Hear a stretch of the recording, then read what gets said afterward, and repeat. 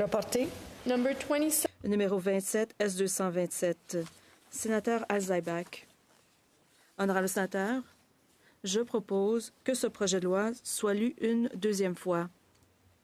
Sénateur Al-Zaibak propose, appuyé par l'honorable sénateur Aucoin, que ce projet de loi soit lu une deuxième fois. En debate, Senator Al-Zaibak. Thank you, Madame. En débat, le sénateur Al-Zaibak. Merci, Madame la Présidente. Honorable sénateur. Fadil. I rise before you. C'est rempli d'une immense fierté que je prends la parole aujourd'hui pour entamer le débat sur mon projet de loi d'intérêt public, le S227, loi instituant le mois du patrimoine arabe qui ferait du mois d'avril au Canada le mois du patrimoine arabe. Ce faisant, je reprends le processus amorcé au cours de la précédente législature par l'entremise du projet de loi C-232, présenté par l'honorable David McGuinty à la Chambre des communes et adopté à l'unanimité à l'autre endroit le 8 mars 2023. Was received. Le projet de loi a été reçu au Sénat et a été parrainé par mon honorable collègue, le sénateur Gould. Le projet de loi est passé par la première lecture le 9 mars 2023, la deuxième lecture le 22 mars 2023 et le 13 juin 2023 et le 9 mai 2024. Ce projet de loi a ensuite été renvoyé au comité permanent des affaires sociales, de la science et de la technologie. Puis, il a fait l'objet d'un rapport sans amendement dans les deux langues officielles le 23 octobre 2024. Le débat en troisième lecture a été lancé le 7 novembre, puis s'est poursuivi le 26 novembre 2024. À ce moment-là, le débat a été ajourné avant que le Sénat ne passe à la pause des fêtes. Puis, le projet de loi est mort au feuilleton lors de la prorogation et lors de la dissolution subséquente du Parlement, un peu plus tôt cette année. Ce projet de loi reconnaît les contributions apportées par les Canadiens d'origine arabe à notre grand pays. Je tiens à remercier l'honorable David McGuinty, député d'Ottawa-Sud, qui est le parrain initial de ce projet de loi. Et je remercie tous les honorables collègues qui ont appuyé son adoption à la Chambre des communes.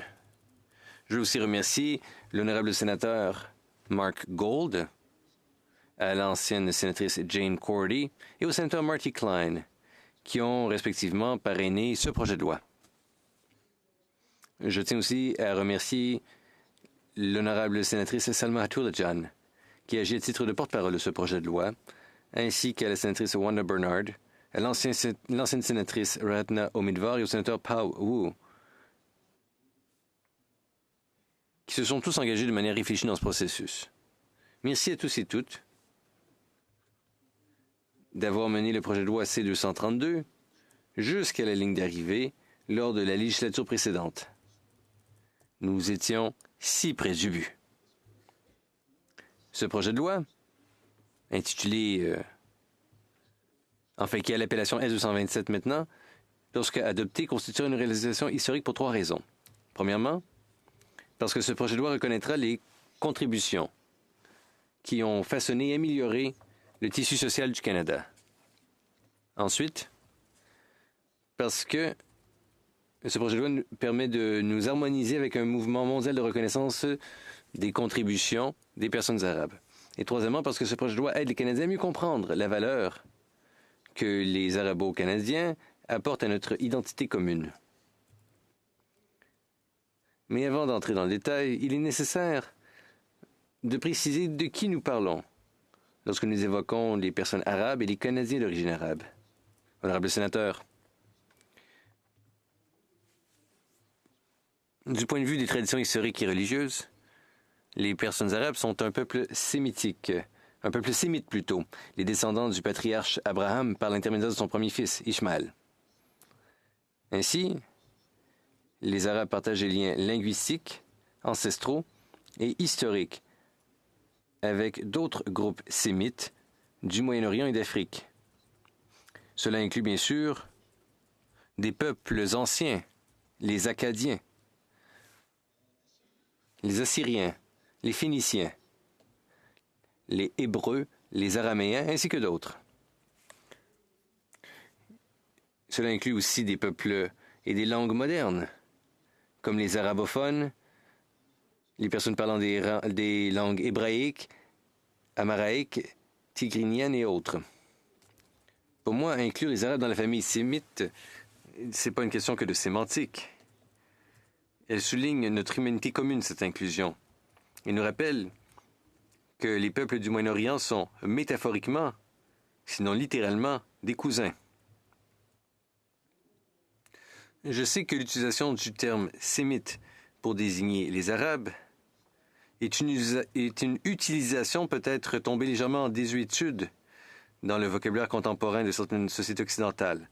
Mais j'ai le sentiment que cela nous aide à lutter contre les stéréotypes nuisibles et souligne notre héritage humain commun. The term Arab is an incredible.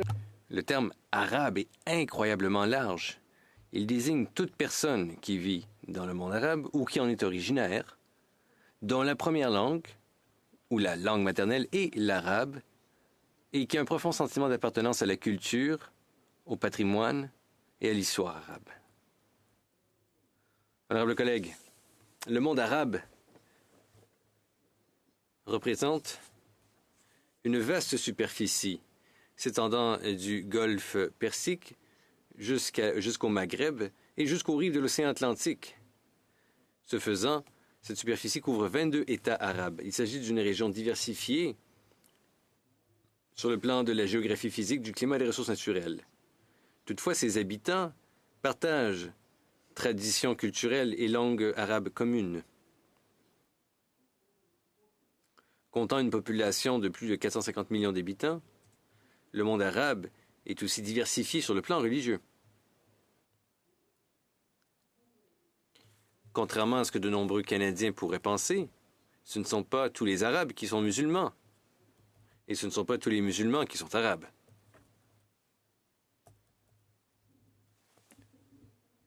Par exemple, la population du monde musulman s'élève à près de 2 milliards de personnes, dont moins de 20% seulement sont des Arabes musulmans. Et ici au Canada, il y a environ 2 millions de Canadiens musulmans et seulement un demi-million d'entre eux sont des personnes arabes. Aujourd'hui, le Canada abrite une communauté arabe canadienne dynamique et vibrante et diversifiée d'environ 1,1 million de personnes, y compris le demi-million que j'ai mentionné, qui s'identifient comme étant des musulmans arabes et qui suivent plusieurs écoles de pensée. La majorité restante s'identifie soit comme chrétiens arabes de diverses dénominations, soit comme juifs arabes, ou soit comme adeptes d'anciennes religions qui ont précédé, dis-je, le monothéisme. Il y en a d'autres aussi qui ne s'identifient à aucune religion.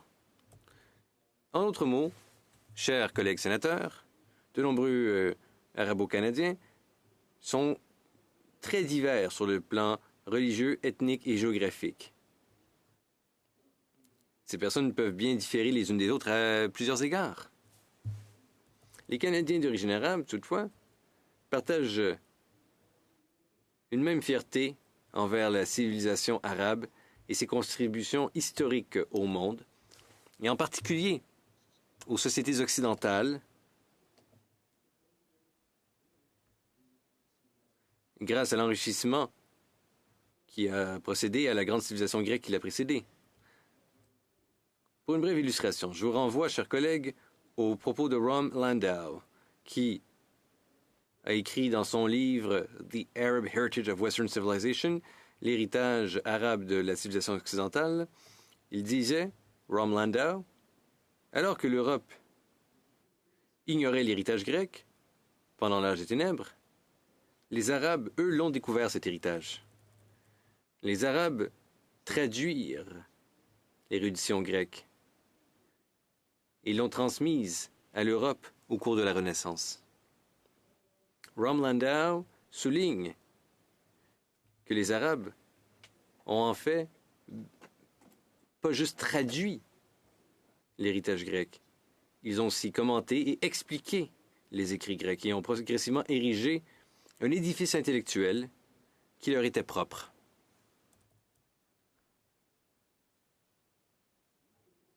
Ce qui est encore plus important, honorables collègues, c'est de se rappeler que les Canadiens d'origine arabe ont en commun un désir profond d'apporter une contribution profonde, une contribution positive à notre pays, par l'entremise des affaires, de l'art, de la médecine, de la technologie, de l'éducation, des sports,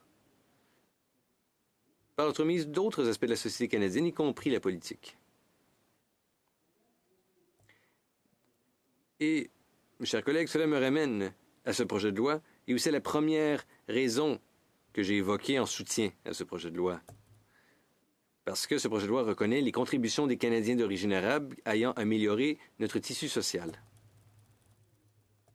Chers collègues, les Canadiens d'origine arabe constituent un élément essentiel de l'histoire canadienne depuis plus de 140 ans. Les immigrants syriens, issus surtout de ce qui est le Liban moderne, étaient le premier groupe arabe à venir au Canada. Leur première arrivée connue remonte à 1880. Ces immigrants étaient de confession chrétienne et de confession islamique, de confession musulmane plutôt. S'ils n'étaient pas très instruits à l'époque, ils avaient toutefois l'esprit d'entreprise. Après une courte période durant laquelle ils faisaient du colportage dans les campagnes, ils travaillaient dans les usines, beaucoup d'entre eux ont créé de petites entreprises de vente au détail. En fait, durant la première moitié du 20e siècle, il n'y avait pas beaucoup de villes en Nouvelle-Écosse qui n'avaient pas un Arabe syrien ou Libanais qui tenait un magasin de vêtements, de meubles ou une épicerie. Le premier immigrant arabe inscrit comme tel au Canada était Ibrahim Abou Nader. Bon nombre de nos collègues ici et des députés ont parlé de lui. C'était un chrétien syrien maronite originaire de l'actuel Liban, arrivé à Montréal en 1882. Il est arrivé à une époque où l'immigration en provenance de l'Empire ottoman était rare. Il a fait figure de pionnier. Au début, il se promenait avec un baluchon sur le dos, déambulant de village en village, vendant différentes choses comme un colporteur. Eh bien, il s'est rapidement fait connaître Abou Nader pour son intégrité, son travail acharné, son esprit d'entreprise. Au fil des ans, il a su créer une entreprise d'importation prospère. Il a contribué à jeter les bases de ce qu'allait devenir une communauté arabo-canadienne en pleine expansion à Montréal et au-delà des frontières montréalaises.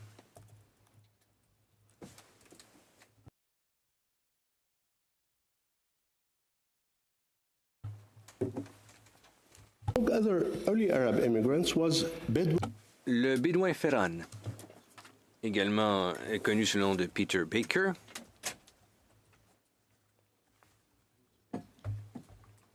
en fait, Baker, là, ou boulanger, si vous voulez, c'est la traduction du mot Ferran.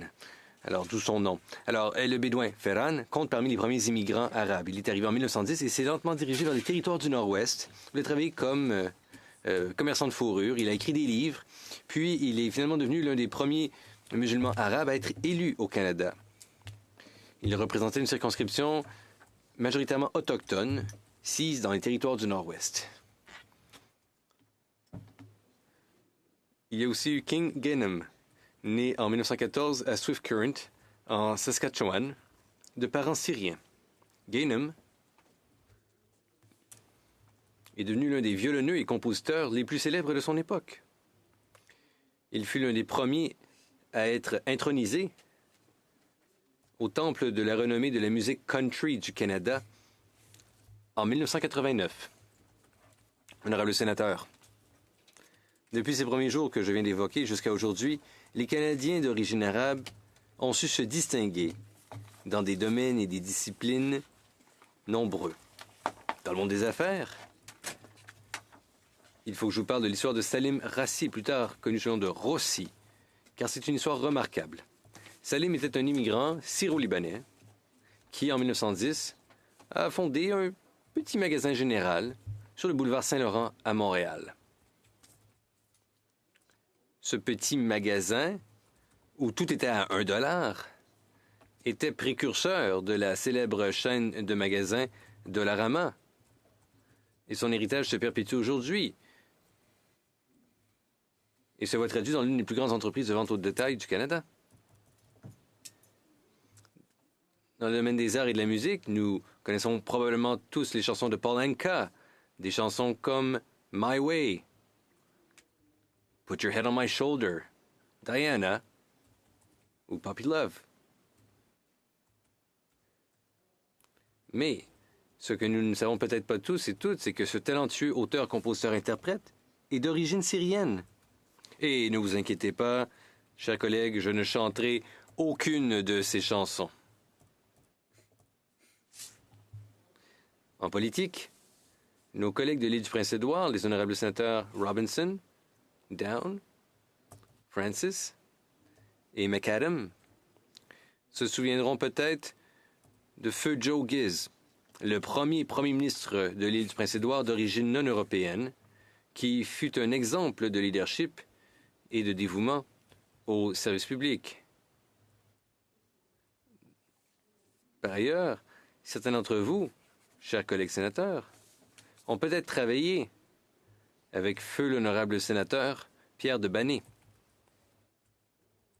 Né à Haïfa, en Palestine, il a été le premier Palestinien et la première personne d'origine moyen-orientale à être élu à la Chambre des communes du Canada, à Matane, au Québec. En 1978, Pierre Trudeau, premier ministre à l'époque, a nommé M. Desbanais au cabinet en tant que ministre de l'Approvisionnement et des Services, avant de le nommer au Sénat en 1984. J'ai connu le sénateur Desbanais. Il est décédé en 2017.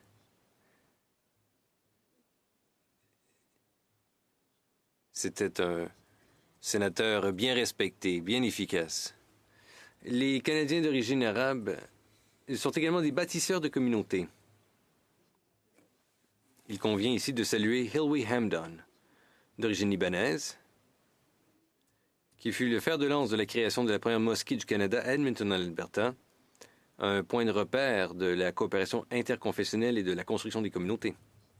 C'est grâce à de tels pionniers, chers amis, que les générations futures d'Arabo-Canadiens ont pu prendre pied au Canada et ont pu commencer à contribuer à tous les aspects de notre vie canadienne. Honorables collègues, joignez-vous à moi.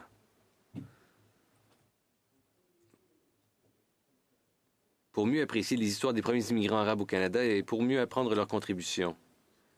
Et tournez-vous vers les premières recherches de Baham Abou-Laban, intitulées An Olive Branch on the Family Tree, Arabs in Canada. Une branche d'olivier dans l'arbre généalogique Les Arabes au Canada, ce serait la traduction en français. Un livre qui donne un aperçu de ce qu'ont pu vivre ces jeunes Arabes aventureux qui sont venus, nantis seulement de leur intelligence et de leur persévérance, avant de devenir d'importants contributeurs à la société canadienne. Le mois du patrimoine arabe nous donnera l'occasion de célébrer la contribution de nombreux autres Canadiens d'origine arabe à notre pays. Je pense à des Canadiens d'origine arabe comme le docteur Lachemi, ingénieur émérite et président de l'UTM, qui a réalisé des progrès décisifs en matière de construction durable. Son parcours qui l'a mené d'un village algérien reculé à un leader de l'éducation canadienne met en lumière la contribution des Canadiens d'origine arabe au progrès et à l'innovation. Je pense aussi à des Canadiens d'origine arabe comme le docteur Oda Helmahari, un professeur égypto-canadien de Windsor, en Ontario, qui, en 1994, fut la première femme à occuper le poste de doyenne de la faculté d'ingénierie d'une université canadienne. Et puis, j'ai rajouté qu'elle fut aussi la première femme canadienne à obtenir un doctorat en génie mécanique.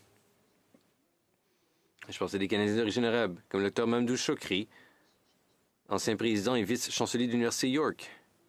Je pense à des entrepreneurs, promoteurs et philanthropes canadiens d'origine arabe de l'ouest du Canada. Je parle bien sûr du Manitoba, de l'Alberta, de la Saskatchewan, de la Colombie-Britannique, d'où étaient originaires Joe Hussein, ainsi que Mohamed et Nabi Faris et leurs familles. D'autres personnalités arabes canadiennes comme Hussein Ali Assaf, Habib Saloum, Hani Hassan, Rola Daher, Jad Shamali, Besma Momani, Nazem Kadri, l'acteur égypto-canadien Mena Massoud, le chanteur somali-canadien Keenan et bien d'autres encore seront célébrés tout au long du mois du patrimoine arabe. Ce ne sont là, chers collègues sénateurs, que quelques exemples de la contribution des Canadiens d'origine arabe au Canada, d'un océan à l'autre. La reconnaissance de ces contributions est la première raison pour laquelle ce projet de loi est d'importance. La deuxième raison, c'est qu'en désignant officiellement le mois d'avril comme étant le mois du patrimoine arabe, le Canada rejoindrait ainsi un nombre croissant de pays, dont les États-Unis, qui ont pris le même type d'engagement, dans leur cas il y a quelques années, il y a plusieurs années plus tôt, en se joignant à d'autres leaders mondiaux qui ont adopté la diversité et l'inclusion. Le Canada continue de consolider son leadership sur la scène mondiale en tant que pays progressiste et bienveillant. En célébrant le mois du patrimoine arabe, nous envoyons un message fort. Le Canada valorisera et respectera toujours tous ses citoyens et leur patrimoine. Ici, nous ne punissons pas la différence. Nous l'accueillons parce que nous savons que c'est en apprenant à connaître l'autre, en parlant avec l'autre et en accueillant autrui dans nos foyers, que les étrangers deviennent des voisins, que les voisins deviennent des amis et que les amis deviennent des membres de la famille. Et c'est comme il se doit, parce que notre pays, tout comme le monde, change si rapidement. Ce qui m'amène à la troisième raison, qui explique pourquoi le projet de loi est si important, parce qu'il nous permet de mieux comprendre quelles ont été ou quelles sont les contributions des Canadiens d'origine arabe. Honorable sénateur, j'ai parlé des contributions du passé, mais il faut savoir que les contributions à venir seront tout aussi importantes. Après tout, les Canadiens d'origine arabe sont un des segments de la population qui croît le plus rapidement et un des segments les plus jeunes. Plus de la moitié de la communauté arabe a moins de 35 ans. 42% ont moins de 24 ans et rien de moins que 26% ont moins de 15 ans.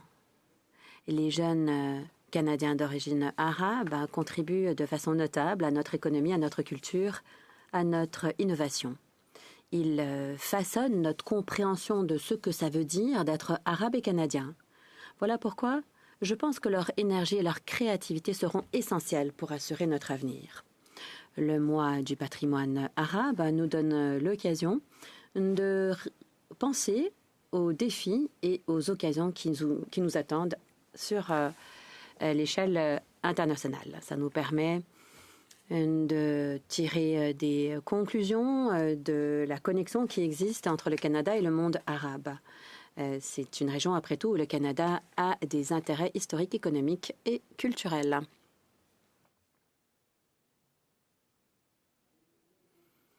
En reconnaissant les réalisations des Canadiens d'origine arabe,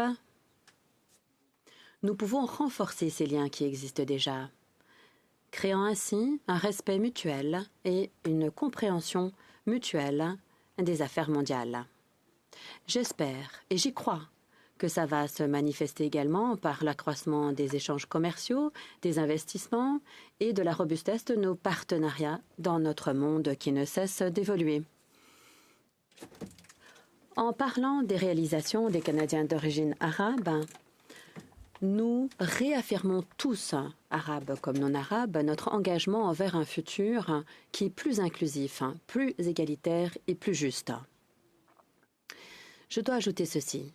À titre de Canadien né en Syrie, ce moment est pour moi très significatif. Pendant des décennies, l'histoire et la culture riche des Arabes ont été mal comprises ou bien ont été passées sous silence. De voir le patrimoine arabe célébré de façon formelle de cette façon, c'est quelque chose qui est pour moi plein d'inspiration au niveau personnel et je pense que c'est vrai pour nous tous.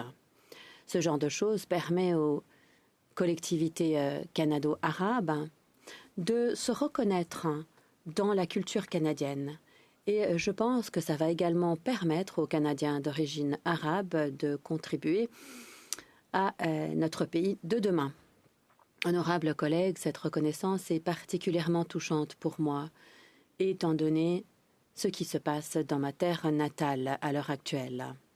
Le courage des Syriens qui ont résisté au régime opprimant et qui ont été les victimes d'intérêts géopolitiques contradictoires sont pour nous une source d'inspiration. Leur résilience est comme celle des Canadiens d'origine arabe qui ont pu surmonter toutes sortes de défis pour contribuer au Canada qui nous est si cher. La reconnaissance de ce mois du patrimoine arabe affirme ma croyance, c'est-à-dire que le Canada, mon chez-moi adopté, et la Syrie où je suis née, peuvent tous deux avoir pour objectif un futur ancré dans la liberté, la dignité et l'humanité partagée. J'espère que le mois du patrimoine arabe permettra de mieux faire connaître les nouveaux défis auxquels font face la communauté arabe ici, au Canada.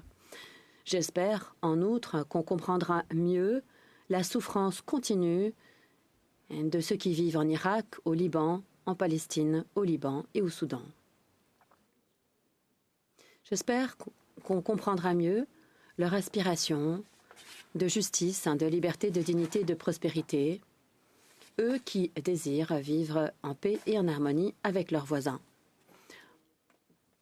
En conclusion, honorables collègues, le mois du patrimoine arabe, ce n'est pas simplement une célébration.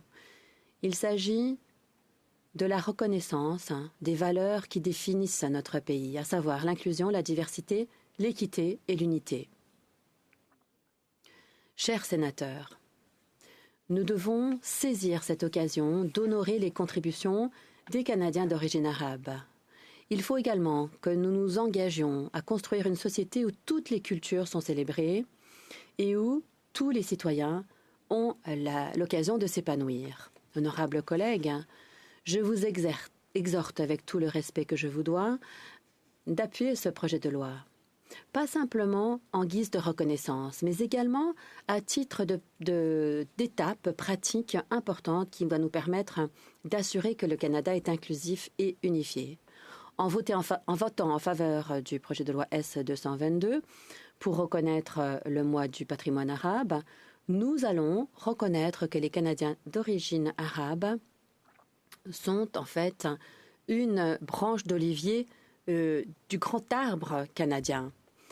Alors, j'ose espérer que le mois du patrimoine arabe va devenir quelque chose de permanent dans notre calendrier national. Merci. Miigwech, shukran.